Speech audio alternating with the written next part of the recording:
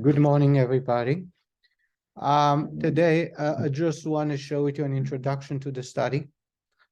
We read in this week's portion, the entire portion deals with Yitzchak, the middle, the one in the middle. Abraham on the one side, Yaakov is his son. There is, if you read about the Torah, about Yitzchak's life, something stuck out, and that is about digging wells. There was a famine. He goes to Gerar, the same town that his father lived. He found wells that his father dug and that were filled by the Philistines. So he's unearthing them, and still yet the Philistines go and fill them up. So he goes out of town and he digs his own wells. He digs one, they filled it, so it's number 4 already. He digs a second one, they filled it, number 5. He digs a third one, and now they call it, now they let them expand and they allowed the well. So this was number 7. He ended up digging 7 wells. We're not going to talk about the 4 actually of his father's, reopening his father's wells, but we're going to talk about the 3 that he dug, and they having names, which is peculiar because seemingly there is no purpose.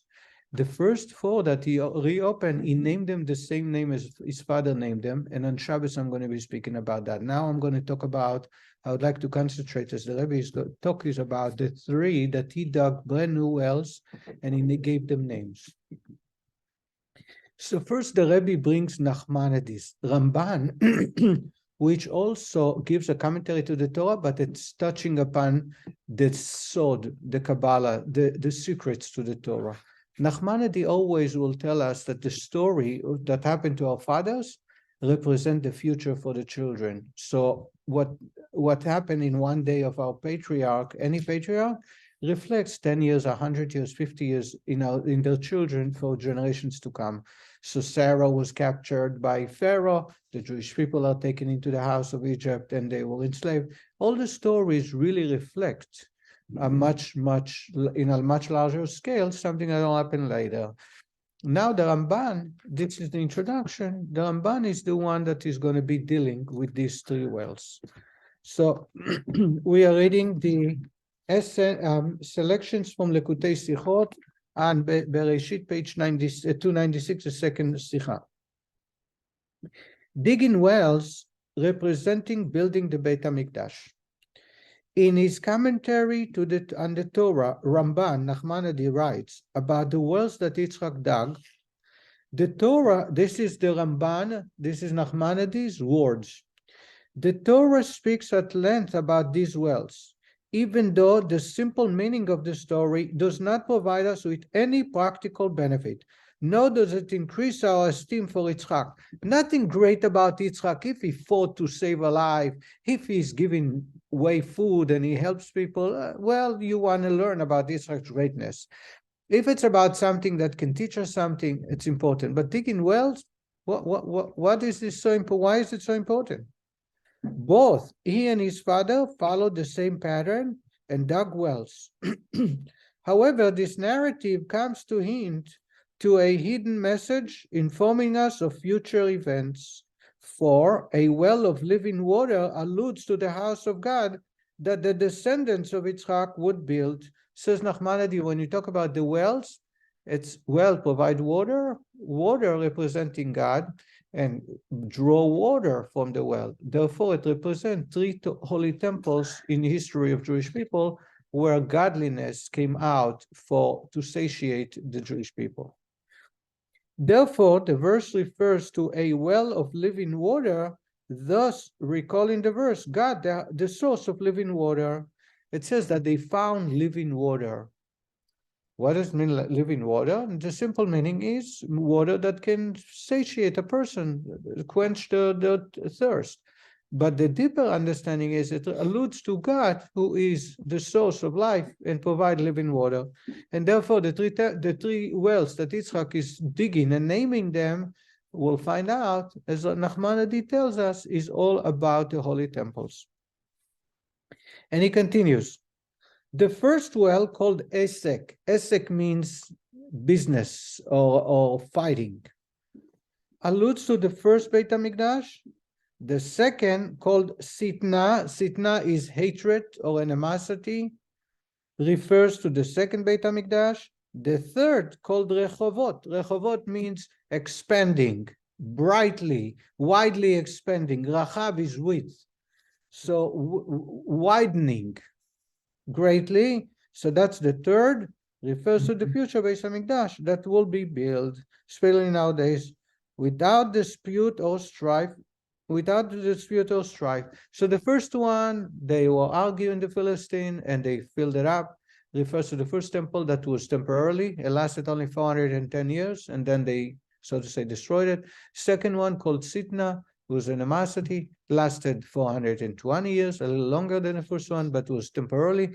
The third one, they live that well alone, and he calls it Rechovot. There is a town in Israel called Rechovot, in the south, because he says God was kind to us to allow us to expand. And that refers to the third temple where no one will dispute it.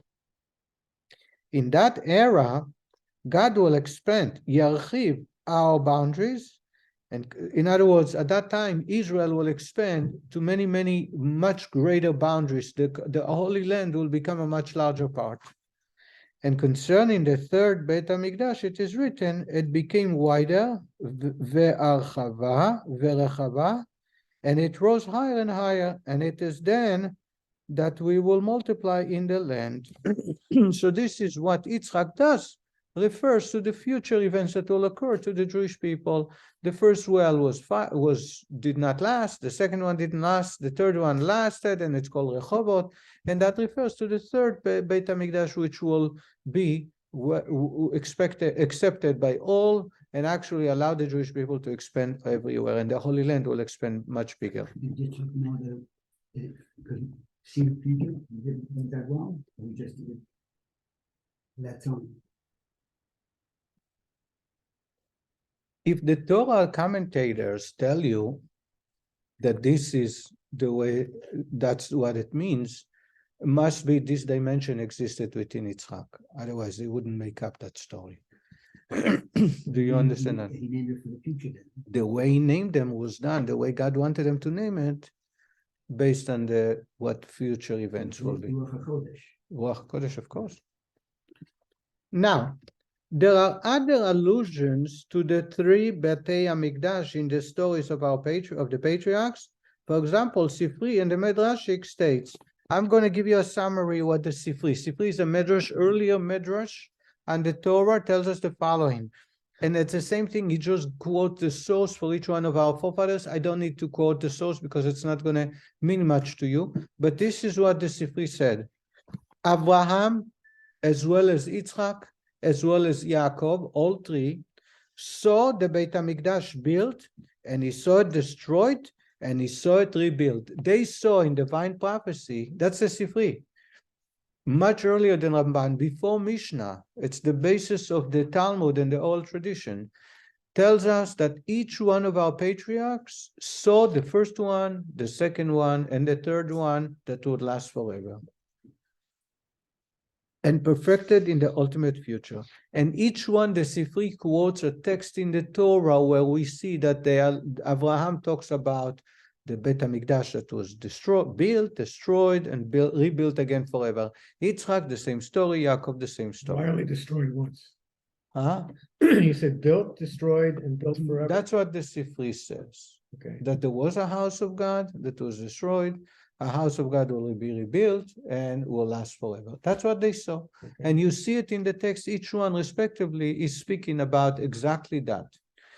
Yet, by explaining the allusion to the Beit HaMikdash in the narrative of Yitzchak digging wells, Ramban does more than add meaning to a story whose simple meaning does not provide us with any practical benefit. Although the patriarch's vision of the Betei HaMikdash are alluded to in the verses, as we explained by Sifri, Ramban's explanation, which associates Yitzchak's well with the Betei HaMikdash, reflects an added dimension. Says the Rabbi, the way the Sifri is bringing, just like Ali mentioned, there is no details, and there is no teaching for us. All we say is that when they spoke that's quoted in the Torah, there are quotes that they refer to the temple that is going to be destroyed, the temple that's going to be rebuilt. By Yitzchak, in other words, by Yitzchak, on the other hand, Nachmanides makes it clear that the word details, not only destroyed and rebuilt, but destroyed and rebuilt. Also, he had to do action, as the Rabbi is going to point out, the distinction of Nachmanides' explanation. A, says the Rabbi, Sifri and the Medrash mention the patriarch's vision only in general terms, just like I told you, that they saw the Beit HaMikdash as it was built, destroyed, and rebuilt, without explaining that they had visions of first, second, and third. We are page 298, Beit HaMikdash. In other words, just like Ali said, we don't read about the real order that was first, second, and third, to first to destroy the third rebuild. By contrast, the allusion to the Batei HaMikdash made by the names Yitzchak gave the wells, Esek, Sitna, and Rehovot, hint to each of the three Batei HaMikdash in particular, as Ramban explains. Now, so that's number one, the first distinction. Nachmanides makes it clear that by Yitzchak it's unique, because he's talking about each individual temples, 1, 2, and 3, and their future. By the other of the patriarchs, as mentioned in the Medrash and other sources, it's just that there will be one, and then there will be another one forever. B, another distinction, Sifri and the Medrash relate that the patriarchs merely saw the Batei HaMikdash. All they say is that when they speak about the temples, they saw it in a vision, they saw it in prophecy, it doesn't matter. However, Yitzchak's digging of the well, by contrast, was an act of the patriarchs that served as a sign for their descendants, serving as a catalyst for empowering his descendants to actually build the Batei HaMikdash. Says the Rabbi, by Nachmanides, when he says he dug the well, he actually did something, so the children will have the power to do something, to build the temples. I'm surprised nobody is asking about the tabernacle, because the holy temples are the permanent, not the temporary, and the Rabbi is going to address that soon. But says the Rabbi, by the Sifri and other Medrashim, we read about what they saw. General vision, that's number one. Number two, they only saw it. Yitzchak, on the other hand, didn't see it. He actually did action to create something so that the children later will have the power to do something for the building of the temples. And that's why he named the wells, and that's why the Torah talks about the wells in such great details. We can explain this concept based on the axiom that all the acts of the patriarchs, particularly those mentioned in the Torah, are, as is true regarding every aspect of Torah, significant in every detail. Says the Rabbi, if we read about it, and we read about the forefathers, especially about Yitzchak doing something, there is something for us to know and to live our life in a certain way. Accordingly, the reason the three Batei HaMikdash are alluded to specifically by Yitzchak's actions of digging well, even though all the patriarchs saw the Beit HaMikdash built, destroyed and rebuilt, is because here the focus is on a dimension of the Beit HaMikdash that shares a particular connection with Yitzchak.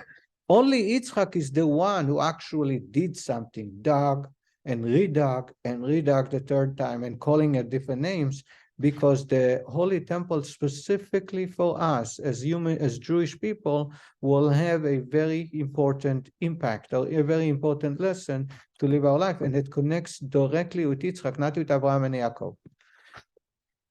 It is possible to say that the allusion here is to each of the Batei HaMikdash individually, rather than to the general concept of Beit HaMikdash, that it will be built, destroyed, and rebuilt, as the other patriarchs saw the Beit HaMikdash, because here the emphasis is not on the common factor shared by all the Batei HaMikdash, but on the unique individual quality each one expressed. Says the Rabbi, the other ones, they saw Holy Temple that will be destroyed, Holy Temple that will be rebuilt. So it's a very general idea. Here, we're going to see that each one of them had a unique dimension or a unique reflection of godliness and the relationship with the Jewish people. And that will explain why we read about each individual well and each one of them having a specific name. And they are directly connected to Yitzchak more than Abraham and Yaakov. In turn, the distinction between the Batei HaMikdash results from the fact that each one was built in a different way than the other two. The distinct qualities are therefore alluded to not by the patriarch's vision of the Beit HaMikdash, but rather by their actions, and more specifically by Yitzchak's digging wells. Did you understand what the Rabbi is saying? The Rabbi is saying the fact that Yitzchak had to do something, and the Torah tells us he dug 3 wells, and the Torah gives us the names and what happened to them, each one different, will be a different outcome. It's because something that will specifically be affecting the temple of the connecting with that particular well, and it's specifically connected to Yitzchak. Otherwise, you would hear this story by Abraham. By Abraham, we also dug wells, but you don't see that he gave them names. You don't see that he has dug one and another one, and they call it a certain name, because by Yitzchak's digging of the wells, he empowered and creating a specific relationship between the Jew and the holy temples. Harry, do you understand? Yes. Is it too esoteric, too spiritual? No. It's interesting that it happened only to Yitzchak and to Yaakov. Not to Abraham and Yaakov, and the Rabbi is going to talk about it.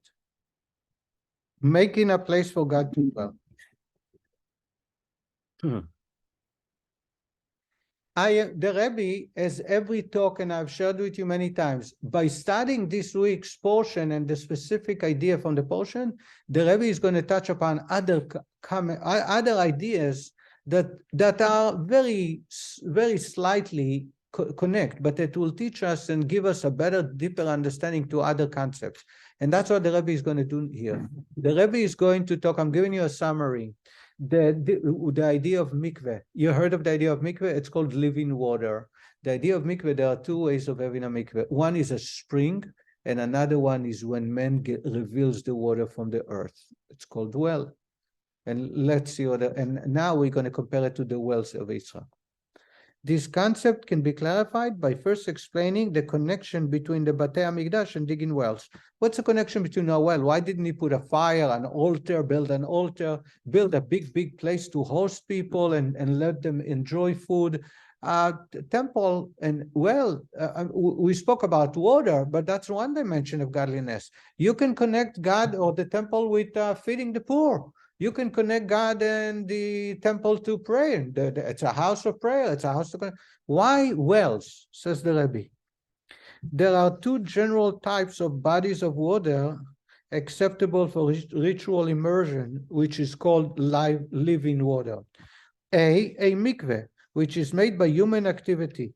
Just like we have a mikveh, we created a hole, we filled it with rainwater, so the hand is involved from beginning till the end, but it's a kosher mikveh, it's living water. B,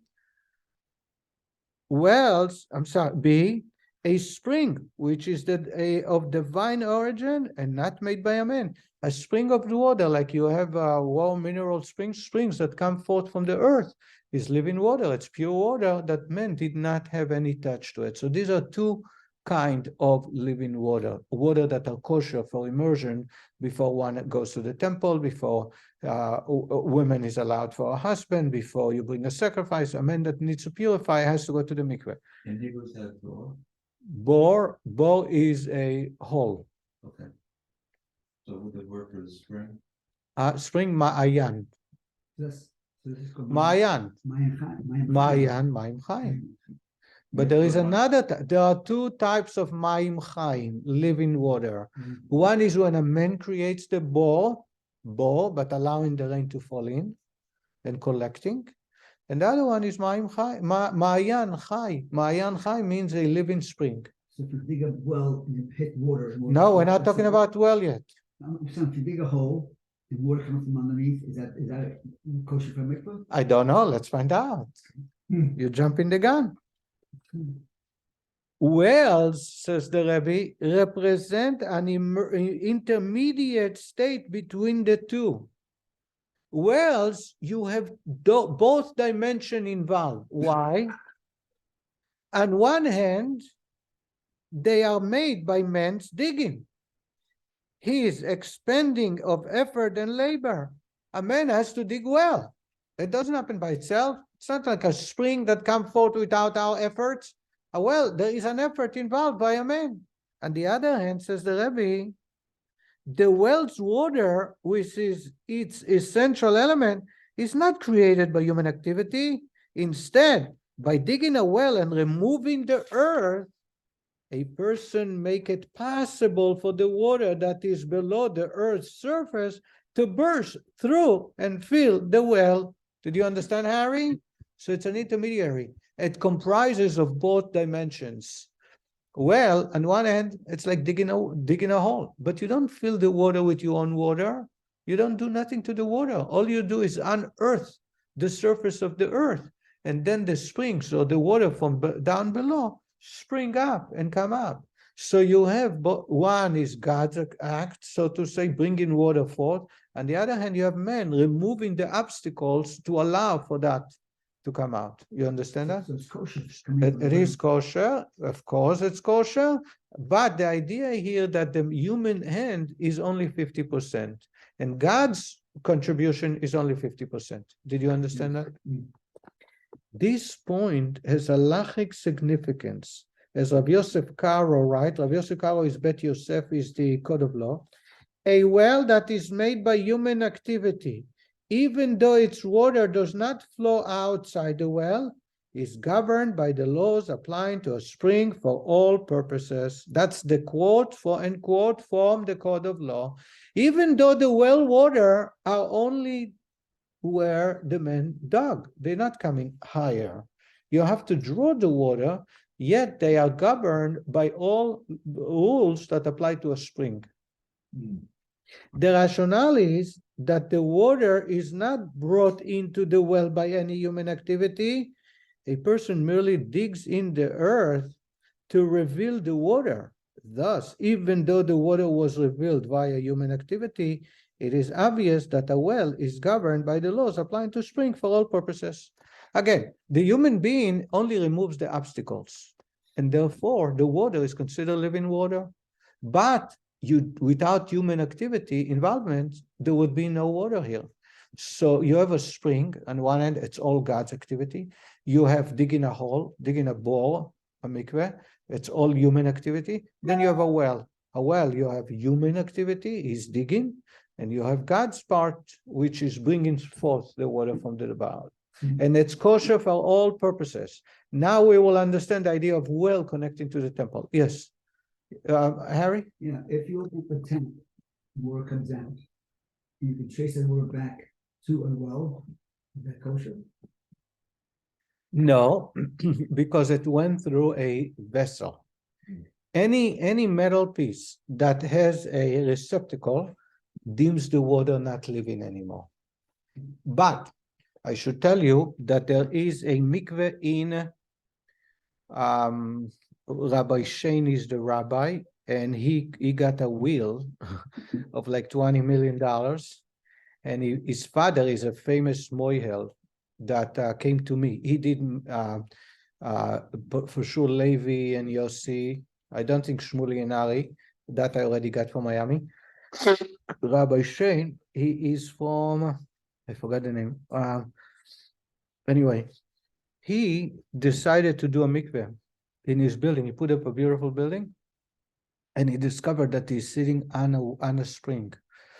So what he did was he created a mikveh, and the mikveh is connected directly to a spring. There is a pipe, the plastic pipe that has no ends, because if it has an elbow, that's already non-kosher.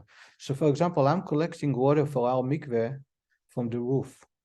How do I collect the water? I have a, what do you call it? Gutter. A gutter, a gutter. The gutter must be made of one piece, because if you have two pieces, the connecting part may create a in case for water to collect. Also, there is no ends. So I had to specifically ask the gutter people to give me a gutter that has no ends. Because if there is a end for it, it becomes a trough and it collects water, it's not kosher. So everything is made out of plastic. And if you go in the back where it collects one part of the building that collects the water in the back, there's only one piece so that they are not holding together and there is no ends. So if you get tap water directly from a well that goes up straight, then you have no problem. You understand? Similar concept apply with regards to the Beit HaMikdash and its construction. The ultimate purpose of the mitzvah of building the sanctuary and the Beit HaMikdash is expressed by the command, make a sanctuary for me and I will dwell within. Do you see the two dimensions? You make and I will dwell. I'll come in and rest there. God does not say, I'm coming to rest among you. God does not say, you make something. You make so I can come. In other words, you unearth the obstacles and I will come forth. That is, the fundamental purpose is that God's presence dwell in these structures. Yet, we are commanded, make a sanctuary for me before God dwells within. Man's activity is required. He must make the dwelling for God. You understand that? So the temple's prerequisite or God's resting among the Jewish people is very similar to the idea of a well, says the Rabbi. A well is not a spring that comes forth by God himself. It's not a hole that dug by a human activity only. A human activity, just like a well, unearths all the obstacles and God comes forth and he will dwell there. So the Rabbi, moreover, this human activity is required not just to build the structure, preparing for the holiness to be manifest as a matter of course. Instead, the command is make a sanctuary for me. That is, even the sanctuary of sanctuary, the Kodesh HaKodashim, and the Beit HaMikdash comes about through the activity of the Jewish people, as will be explained. There must be human involvement in every facet and every part. Only then God will rest. This resembles digging wells. Even though the essential element of the well, the water, already existed naturally, the water are there. We're not creating new water. Like Israelis now are creating water from thin air, from moisture. They have a device today. This is water that was there the whole time. All scripture puts a focus on man's act of digging the well. Indeed, one who digs a well becomes the owner of its water, as reflected in the verse, the water is ours. Jewish law, common law at the time, and I believe even today, if you go to a place that is ownerless and you dig a well, you find water, no one has the right to the water. You can ask, what do you mean no one has the right to the water? It's not your water.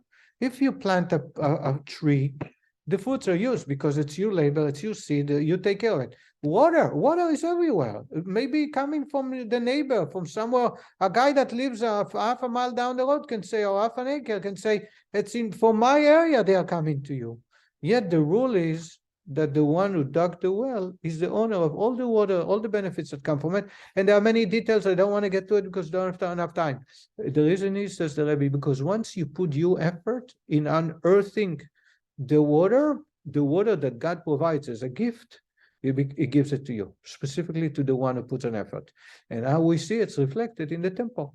God says, you build me a temple, every single part, even those parts that naturally cannot be explained. As Holy of Holies, those who have been to JLI, the measurements didn't work out in the natural phenomena, yet they had to build the ark, they had to build the Holy of Holies. There was no such thing as God doing it.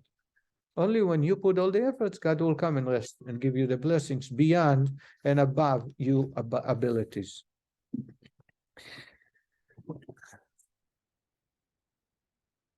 The Rabbi goes on to one more idea, and that explains, and I'm going to give you a summary, that explains why we have a law that every single person is required to build a temple, including women.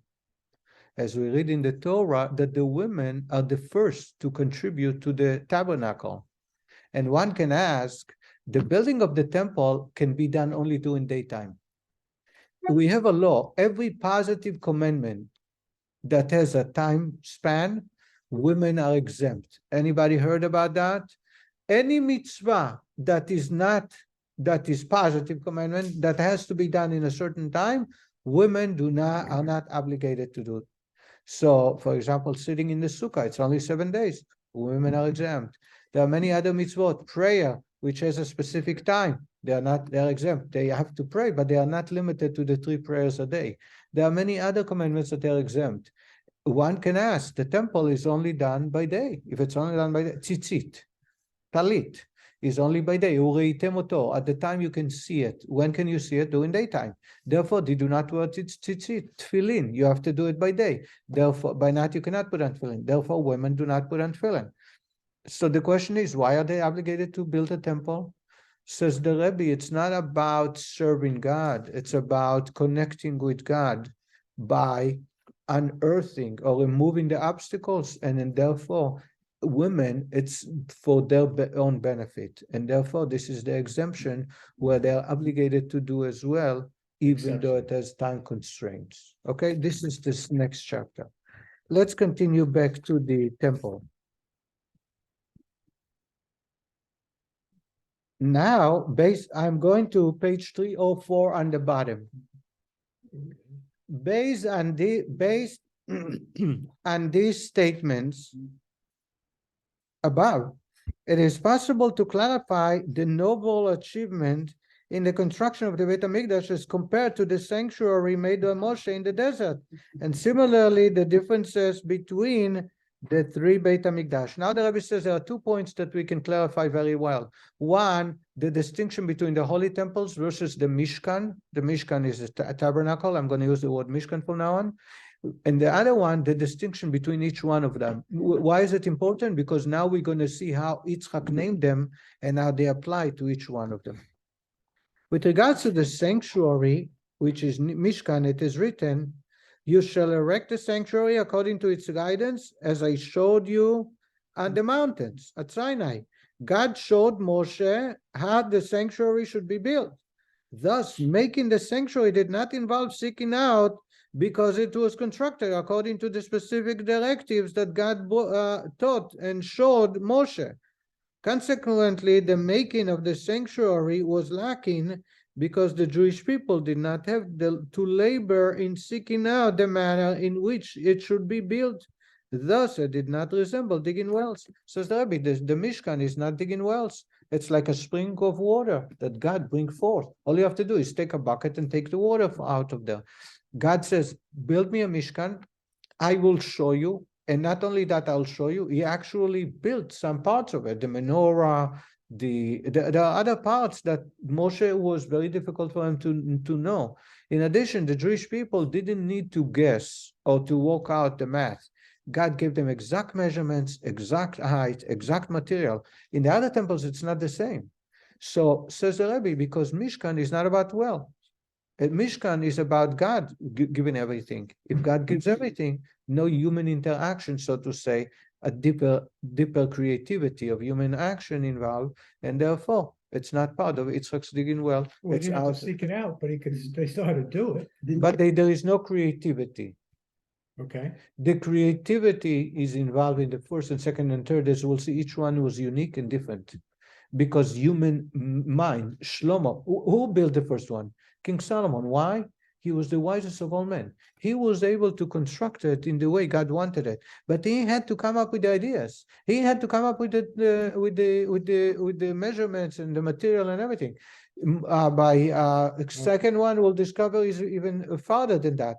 The Mishkan on the other, there is no. You just follow the. So I can hire robots to create the Mishkan. The Okay. Beit HaMikdash, I cannot. Okay. Yes. Didn't the Sal have something to do with this? Very, to understand what God is saying. No, so I'm saying though that there wasn't men's intervention. It wasn't from thought.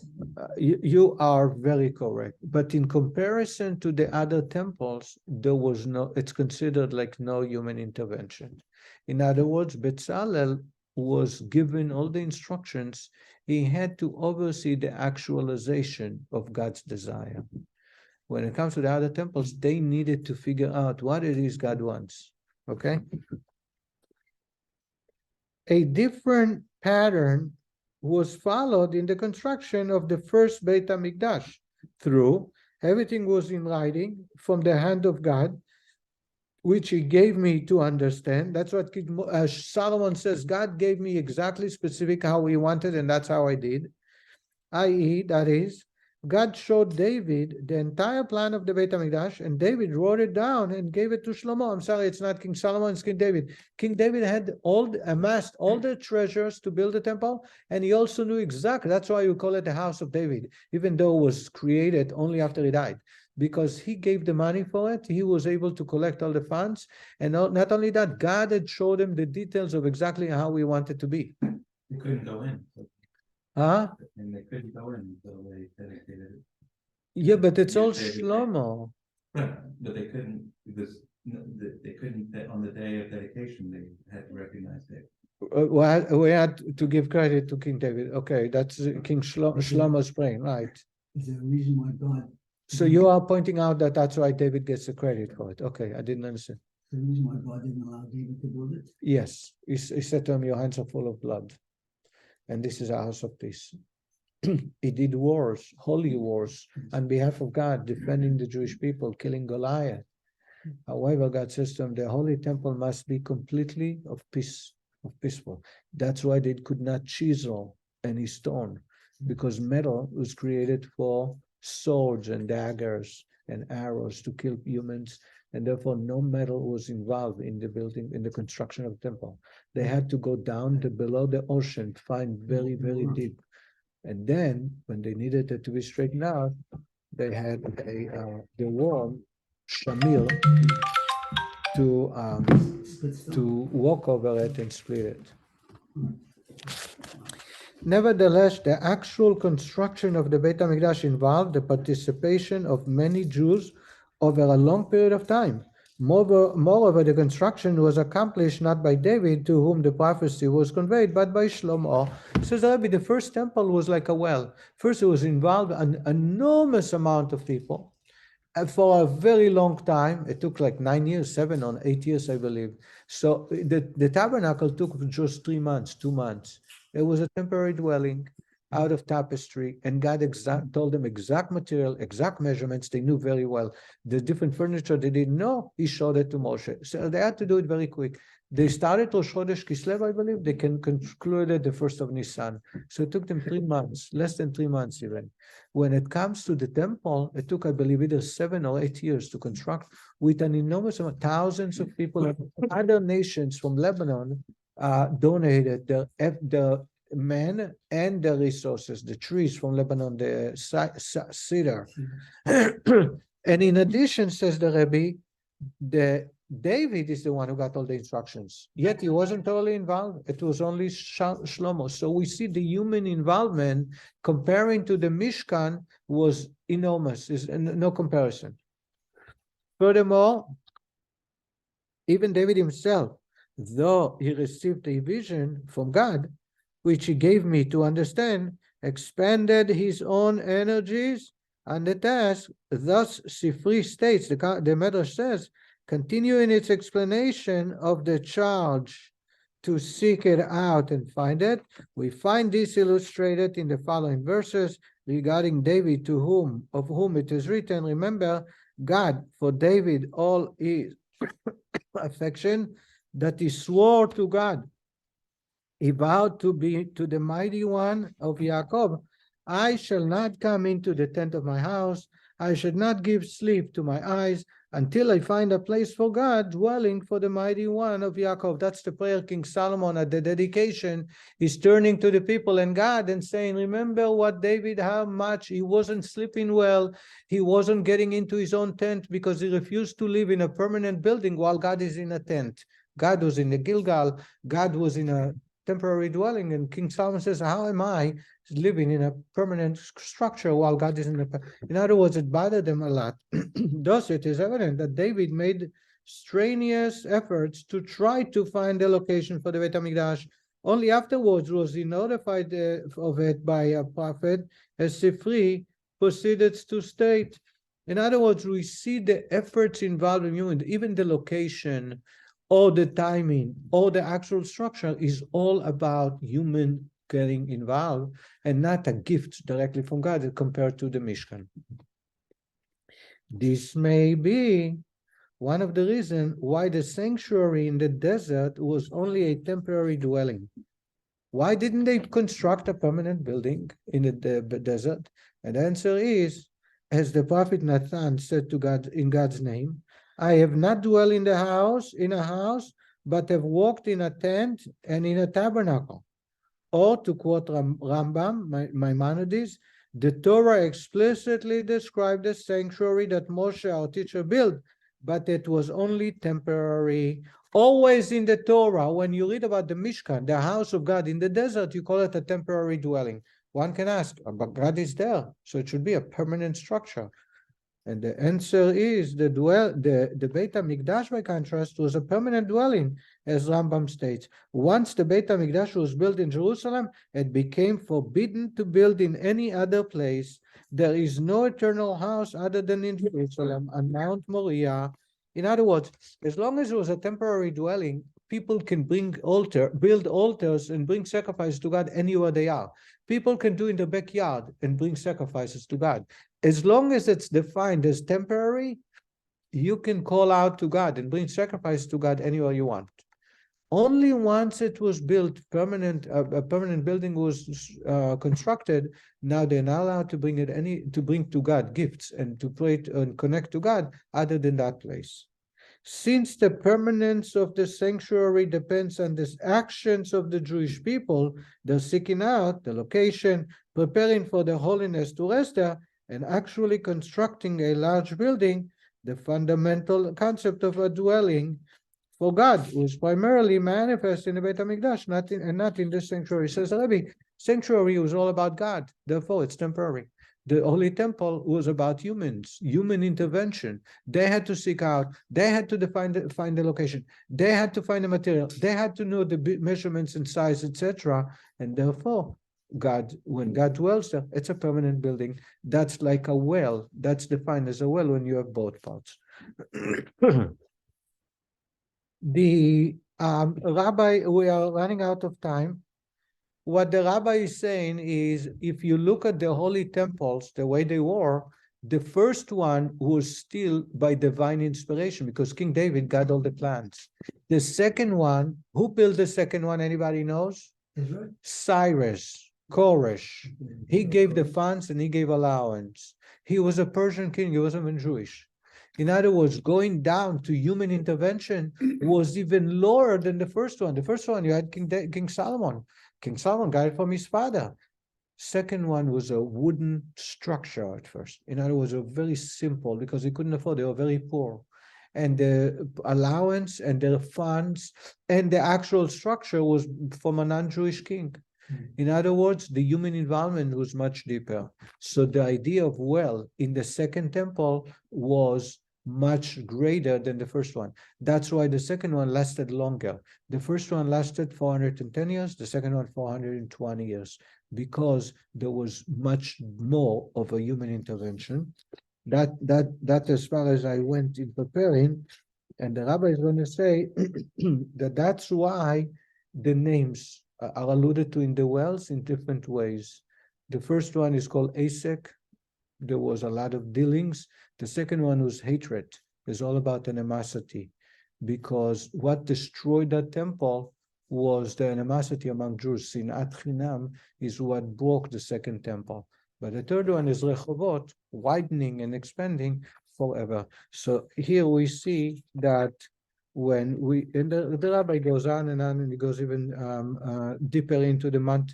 What we see from here, that when you read about Yitzchak digging wells, and you read that he named them, and you read about filling the wells, it's not just a story that happened to our forefather, but actually a reflection of the future that will span over hundreds of years. And we will conclude right here. Thank you very much. Thank you.